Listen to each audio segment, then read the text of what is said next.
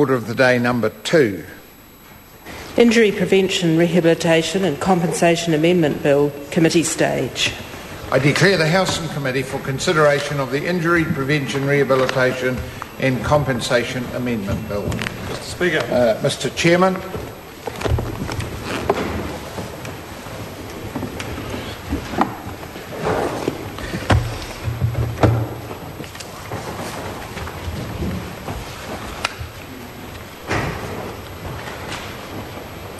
Part 1, are we? Yes, sir. Members, the House is a committee on the Injury Prevention, Rehabilitation and Compensation Amendment Bill. And the question is that Part 1 stand part. Mr Chairman. I call the Minister, the Honourable Nick Smith. Mr Speaker, I relish the opportunity to debate Part 1 of this bill in committee, to both flush out some of the nonsense that Labor members have been running on this issue, and also to put the case fairly and squarely about the sensible and balanced reforms in this bill. Mr Speaker, I make no apologies for a core driver behind this bill being to improve the affordability of the ACC scheme and to reduce the pressure on levies in this and in coming years. Mr Chairman, there can be no question that Labor allowed ACC costs to get out of control. Over the past 4 years, claim costs rose by 57%, or over $1 billion extra per year. This is a rate of claim cost increases of 5 times the rate of inflation. Labor somehow pretends that you can have those sorts of increase in claim costs, but it's not going to cost so much as a penny for motorists, for workers, and for the businesses that pay the levies. This is fairyland stuff and just illustrates how financially illiterate the opposition members are. In the last annual report of June 2008, a report signed by the previous ACC Minister, Marianne Street, declares a loss of $2.4 billion, 6 months prior to there being any change of government. For that member to then stand in the House last week and to say that Labor left ACC in good financial shape was just a nonsense and is untrue. And then just months later, after that $2.4 billion loss, Labor engaged in an irresponsible and reckless pre-election lottery scramble. They made over a dozen changes to the scheme to make it more generous and to extend entitlements without making any provision to fund those. That is part of this bill that is unwinding some of those unfunded extensions. Now, members opposite have referred to this bill as a complete dismantling of ACC, of breaking the social contract, of ripping up the report of the Woodhouse report.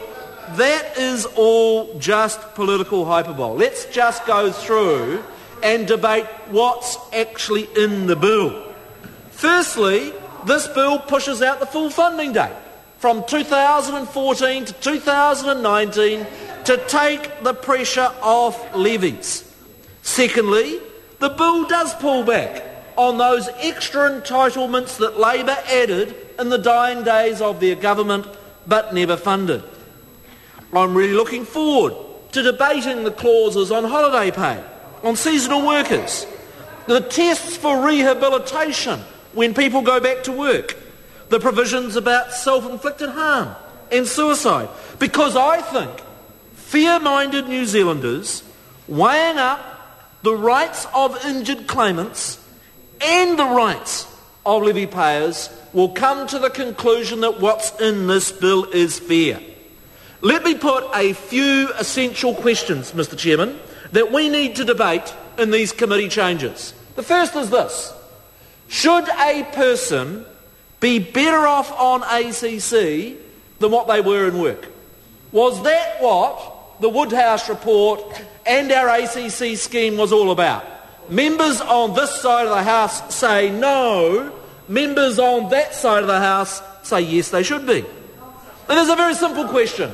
Should a criminal be able to get ACC lump sums and income compensation for injuries that they get committing crimes? Members on our side of the House say no. Members on Labor's side of the House say ACC for crims. And then a third question that's at the core of this committee debate is, should, Mr Chairman... I call the Honourable Minister Nick Smith. Mr Chairman, should a business with a good safety record get a lesser level of levy than those businesses that have a bad safety record? Members on my side of the House say yes, they should, whereas Labor members say they should not. Again, I say I am looking forward to debating all of those issues, because the changes in this bill are about securing for New Zealand a scheme that is fair for levy payers and fair for claimants, a scheme that is affordable in the long term and doesn't just pass the bill on to some future generation, or worse still, pretend that nobody pays, which seems to be where Labor is at. What this bill is about securing a fair ACC scheme and one that is affordable. Mr Chairman, I've tabled a supplementary order paper. One of the first changes I want to make is actually to call ACC what I think all members in the House would call it, and that is the ACC bill. You see, in 2001, in that sort of stroke and fever for political correctness, we changed the name of the Act to the Injury Prevention, Rehabilitation and Compensation Act. Well, the most interesting thing is, if you go back to 2001 and since, do you know that rehabilitation rates have got worse in every single year since? Do you know that actually injury prevention has been so unsuccessful that actually injury prevention has got worse over the preceding 9 years? You see, members opposite somehow believe if you just change the name of the Act, you'll fix the problem. Members on this side of the House say, let's call it what it was called all those years. Let's not play these silly games of political correctness, of renaming acts away from what ordinary New Zealanders would refer them to be. Let's call ACC what New Zealanders call it, albeit there is not a member of the government that does not believe that both rehabilitation and injury prevention is important. It's just that you have to do more than change the name of an act to actually make some progress. The last point I'd want to note in respect of the SOP is the change that we're making with respect to the safety levy for motorcycles. The reality is that the record of motorcycle safety over the last decade is a tragedy for dozens of New Zealand families. At the same time, Mr Chairman, that we have seen a 20% decline in the overall road toll, we've actually seen a 20% increase in the number of motorcycle accidents and fatalities. Now, the state of Victoria has gone down this track and is the only state in Australia where they've been able to reverse the trend of motorcycles. My view is the provision in the SOP that came as a consequence of discussion with leaders of such organisations as Bronze and the Ulysses Motorcycle Club, in my view, is a very constructive way in which we can make progress on injury prevention and try and reverse that trend in motorcycle accidents that's not only costing the scheme a great deal of money, but is also causing a great deal of heartache for dozens, if not hundreds, of New Zealand families. This is a fair, balanced bill. The SOP improves it. The House should pass this bill.